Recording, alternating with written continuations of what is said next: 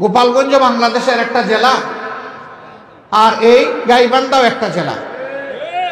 গাইবান্ধায় কি বিশ্ববিদ্যালয় আছে? মেডিকেল কলেজ আছে? কারিগরি মহাবিদ্যালয় আছে? কিছুই নেই। এগ্রিকালচার ইউনিভার্সিটি আছে?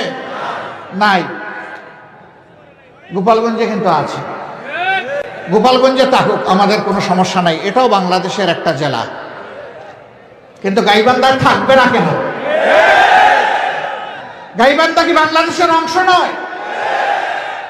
গাইবান্ধার মানুষের কি মুক্তিযুদ্ধ এবং এই 24-এর স্বাধীনতা সংগ্রামে কি কোনো অংশগ্রহণ নেই? গাইবান্ধার জনগণ কি দেশের উন্নয়নে অবদান রাখে না? যদি তাই হয়ে থাকে তাহলে এই বৈষম্যের অবশ্যই আমরা অবসান চাই, স্পষ্টভাবে দাবি করি। আমাকে গাইবান্ধা